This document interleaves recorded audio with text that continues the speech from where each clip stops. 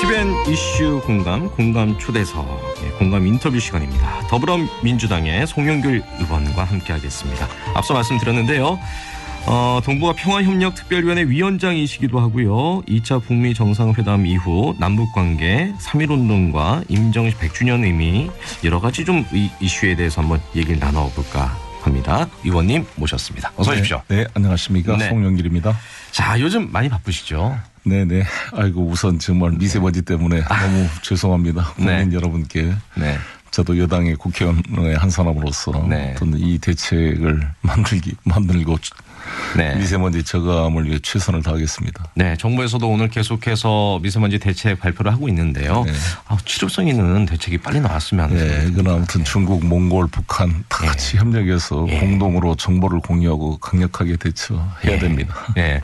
원래 좀 바쁘시잖아요. 지금 미세먼지부터 이제 말씀을 드렸는데 요즘 근황은 어떠십니까? 네, 제가 이제 우리 당의 동북아 평화협력특별위원회를 맡아서 문재인 대통령의 신한반도 구상을 뒷받침하기 위해 노력을 하고 있습니다. 네, 그러시군요.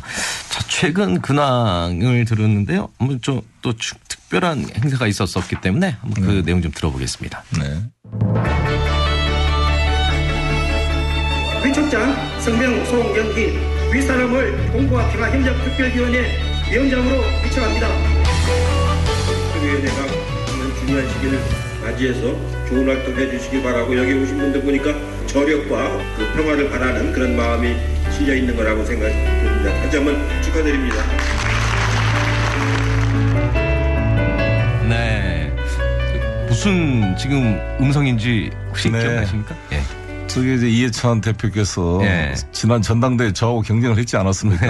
이제 그때 경선할 때 이 중에 누가 당대표가 되더라도 서로 협력해서 한 팀이 되자 이렇게 제안을 해서 다 동의를 했죠. 게다가 이제 지금 동북아평화협력특별위원회 위원장 위촉 씨 거기에 대해서 이제 이해찬 대표가 이제 축하하는 의미로 함께 합시다 뭐 이런 멘트를 저희가 한번 녹음을 해서 들려드렸습니다. 동북아평화협력특별위원회는 어떤 역할을 하는 곳일까요? 제가 문재인 대통령 당선되시고 나서 대통령 특사로 러시아에 가서 푸틴 대통령을 만나고 그때 대통령 직속 북방경제협력위원회를 만들어 제가 초대위원장을 맡았습니다. 우리가 사실 이 반도가 반은 섬인데 분단이 되니까 섬보다도 더 고립되어 있는 대한민국을 중국과 러시아, 중앙아시아, 유럽으로 연결되는 대륙 경제와 연결시켜보자는 것이 북방경제고요.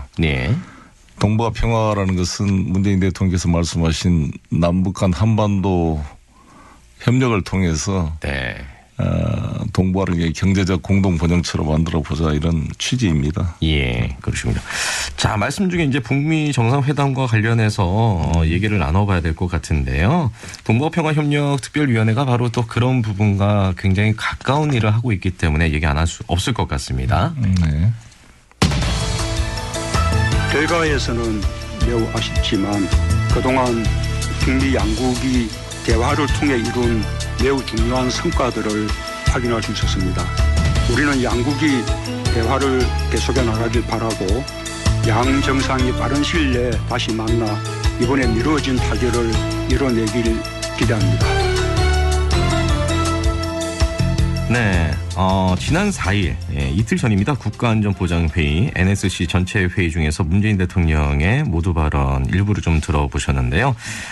동북아 평화협력특별위원회 위원장이시기 때문에 아무래도 2차 북미 정상회담에 대해서 굉장히 관심이 많으셨을 거예요. 그 결과에 대해서 그리고 그 이후에 대해서도 예측을 하고 계셨을 텐데 사실은 좀 안타깝게 결렬됐습니다만 지난 27일, 28일 베트남 하노이에서 있었던 2차 북미 정상회담 이거에 대해서 어떻게 총평을 하실 수 있을까요?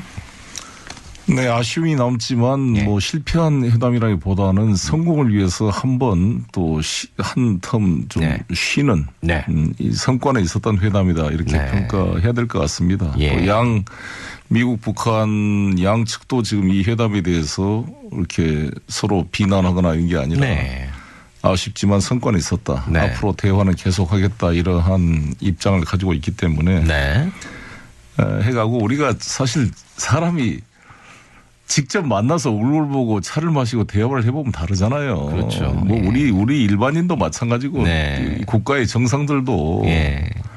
만나 보니까 사실 트럼프 대통령이 전 세계 지도자하고 안 싸운 사람이 없잖아요. 네. 멕시코 대통령, 그렇죠. 뭐 예. 두테르테 필리핀 대통령, 뭐 트류도 네. 캐나다 총리 다 이렇게 뭐 어떻게 보면 낯불끼는 언사를 주고 받았고 김정은하고도 그랬죠 사실. 로켓맨 뭐 예전에 핵단추가 예. 있다 뭐 그랬는데 최근에는 정말 만나고 나서 예. 완전히 뭐 자기는 좋은 사이고 신뢰가 네. 있다 뭐 케미가 생겼다 뭐 예. 뷰티풀 레터를 받았다 뭐 사랑에 빠졌다 이렇게 할 정도인데 이번에도 이렇게 된 것은 저는 의미가 있다. 네. 우리가 항상 레이카비크 회담을 이야기하는데 예. 사실 레이건 고르바초프 회담이 한번 실패하더라도 나중에 또 성공했던 것처럼 네. 성공할 수 있도록 잘 우리가 유도하고 문재인 대통령과 우리 정부의 역할이 네. 더 중요해졌다 이렇게 생각합니다. 하필이면 오늘 또 공교롭게도 경칩입니다. 그래서 개구리가 기어다니는 경칩인데 개구리가 이게 한번 펄쩍 뛰기 위해서는 움츠리잖아요. 예. 예, 그런 느낌이 아니었을까 한번 기대를 해보게 되고요. 자, 어쨌든 그 2차 북미 정상회담에 대한 얘기를 계속 해봐야 될 것 같은데요. 네. 일단은 합의문 서명 없이 이제 끝이 났습니다. 네. 사실 그 전에 너무나도 분위기가 좋았기 때문에 네. 야, 이거 종전선언도 나오는 거 아닐까? 이런 기대감도 많았고요. 바로 평화. 이 통일까지 막 앞서가신 분들 굉장히 많았었거든요. 근데 기대와는 좀 다른 결과가 나오게 된 이유는 뭐라고 보십니까? 뭐 지금까지 나온 기사나 트럼프 대통령 트위터를 제가 매일 보는데요. 예. 트럼프 대통령이 트위터에도 말한 것처럼 예. 마이클 코엔 지금 자기 옛날 변호사가 예. 미 하원 청문회에 가서 네. 트럼프 대통령 거짓말쟁이다. 아주 인종차별주의자다. 네. 뭐 험한 말을 쏟아내고 있고 네. 그게 일면 톱으로 뉴스에 되고 있는데 예. 여러분 아시다시피 트럼프 대통령은 어쩔 때는 하루에 트위터를 10번씩 폭풍 네. 트윗을 하는 그런 사람입니다. 네. 그만큼 아주 뉴스 미디어에 예민하고 이거를 네. 또 어떤 돌출 발언을 통해 뉴스를 이렇게 막 네. 메이킹을 하는 그런 재주가 있는 사람인데 네. 베트남에서 맨날 받지 않았겠어요. 예. 자, 북미 회담 뉴스가 안 나오고 계속 그 마이클 코엔 변호사 청문회가 나오니 얼마나 화가 나겠어요. 예. 속으로는 이 배신자들 자기는 미국의 안전을 위해서 네. 북한은 위협을 제거하려고 이렇게 고생하고 있는데 도와주지는 못할 망정. 사실 청문회를 거기다 연 것도 저는 너무 심했다고 봅니다. 네. 그러니까 그 기간에 또 화이플 그 기간에. 당사자가 없는 상황에. 그러니까 예. 여기서 만약에 서명해서 갔다간 좋은 소리도 못 듣고 욕만 얻어먹을 것 같으니까 예. 미안하지만 옵션은 있었는데 사인할 수도 있었다 이렇게 표현했잖아요. 네네. 그러니까 거의 합의가 됐다는 거죠. 네. 근데 볼턴이 들어와서 뭔가 강경한 발언을 했고 예. 또 폼페이오하고 상의해서 국내 사정이 이러니 네. 도저히 지금 이건 사인할 지금 상태가 아니다. 그러니까 이제 미안하다. 미국 내 개인 사정, 그 국내 사정에 아무래도 많은 영향을 받았을 거다. 그렇죠. 그러면서 아무래도 보수 세력의 눈치나 여론을 감안해서 볼턴의 제안을 채택해서 예. 좀 더 세게 예. 이제 북을 압박하고 예. 모든 핵시설을 다 더 신고하고 예. 영변 유예까지 해라 이렇게 하다 보니까 북한에서도 수용이 어려웠던 것 같습니다. 그런 의미였을까요? 이제 이번 회담이 끝이 아니다. 앞으로 계속 만날 수 있을 것이다라는 여지를 예, 남겼기 예. 때문에 그런 부분에 대해서 기대를 하게 되는데요. 네. 존 볼턴 미 백악관 국가안보회의 보좌관은 합의 없이 마무리된 제2차 북미 정상회담을 실패가 아니라 성공으로 간주한다는 미 언론과의 인터뷰가 있었어요. 그렇습니다. 예. 지금 의원님과도 비슷한 말씀을 한 것 같은데 여기에 대해서 한 말씀 해 주시죠.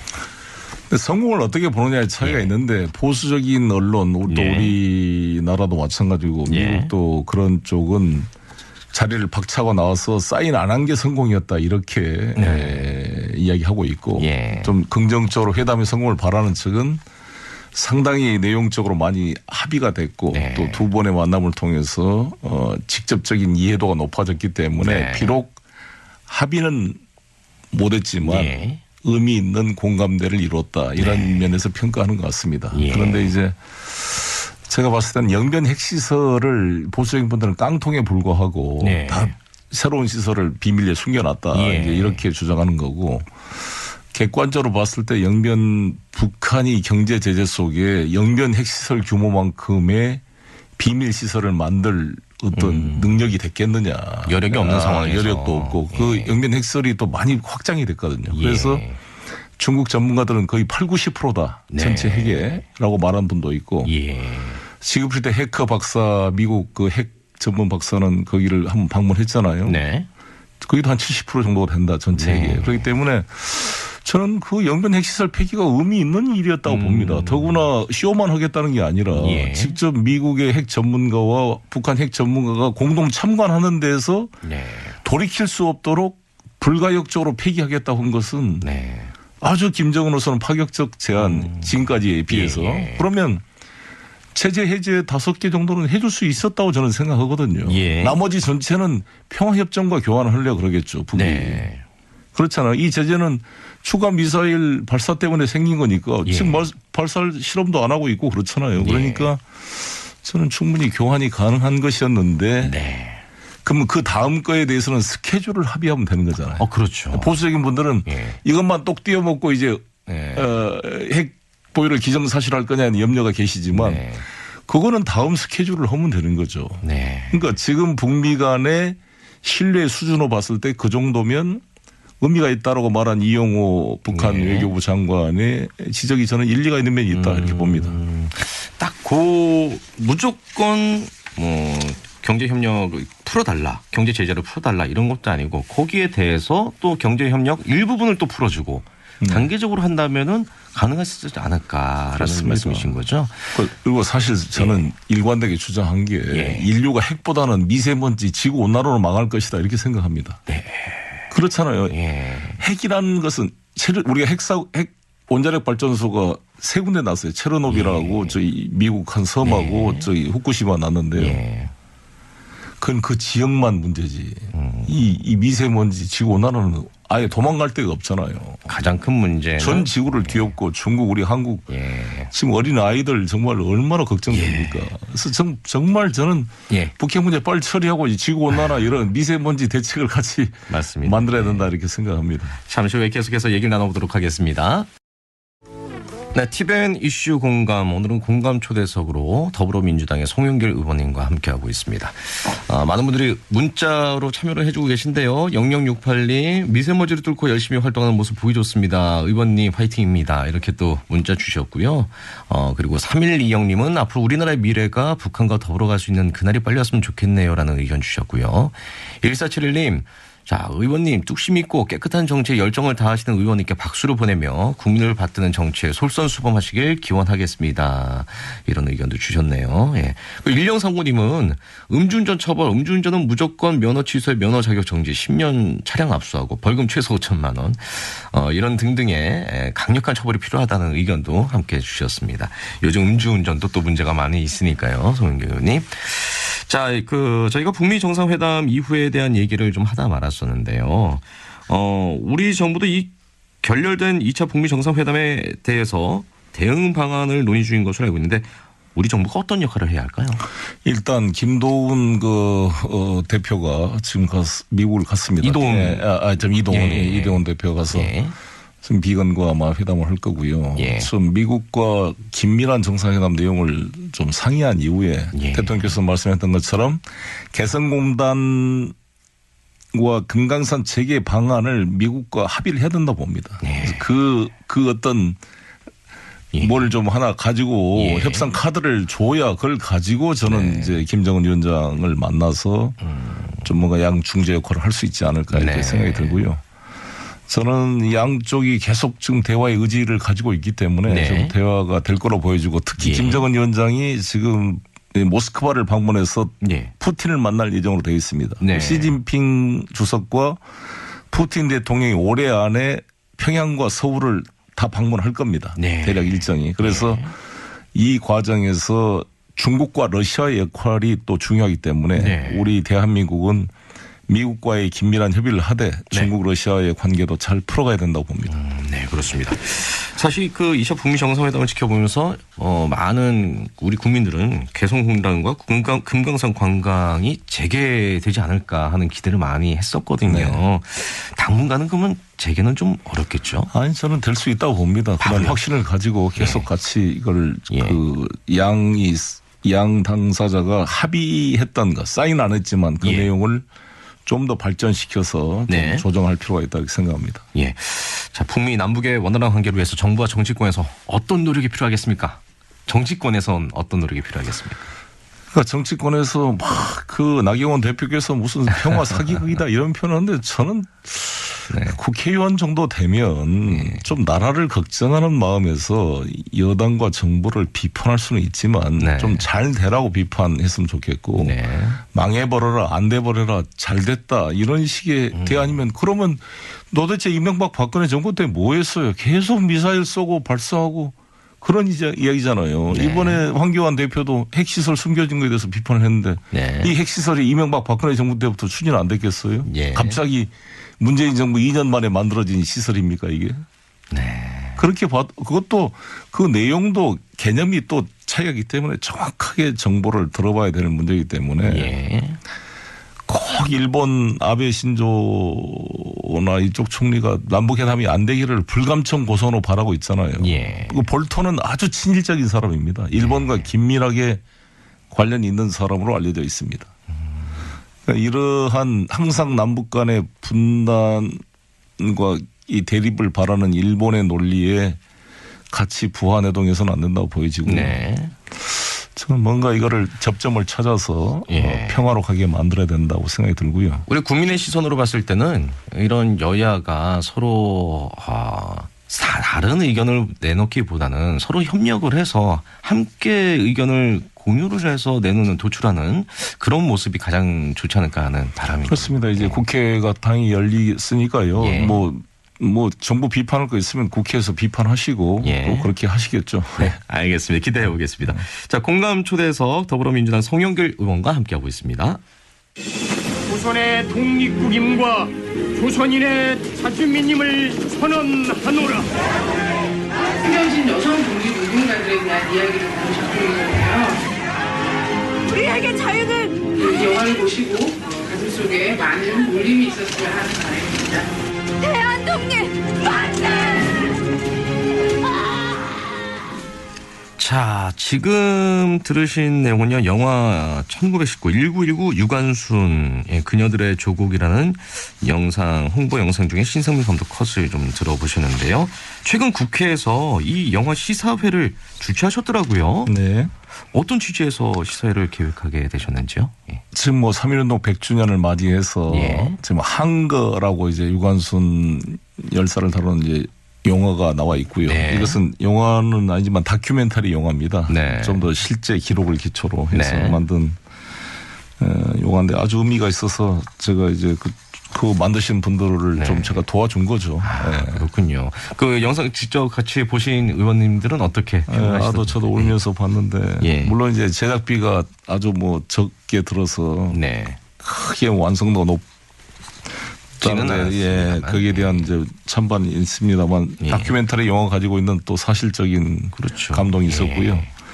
유관순 열사가 1902년생이었어요. 예. 1919년이면 만 17세 아니었습니까? 예. 이화 학당을 다닌 예. 지금으로 말하면 이화여대 학생이었는데 두 부모를 잃고 거기서 어떻게 그 모진 고통을 당하고 예. 정말 지조를 지켰을까에 눈물이 없이 볼 수가 없어요. 그런데 유관순 열사 사망 원인이 자궁 파열이라는 거 아십니까? 아, 그렇습니까? 불인두로 자궁을 여성의 그 소중한 거를 고문을 해서 이렇게 죽게 만든 겁니다. 정말 잔인무도한 친구들인데 이 우리 대통령께서도 기념사에 말씀했지만 3.1운동 기간이 3월, 4월, 5월까지 전국에 만세운동이 벌어졌는데 7,500여 명의 우리 비무장 민간인이 죽었잖아요. 네.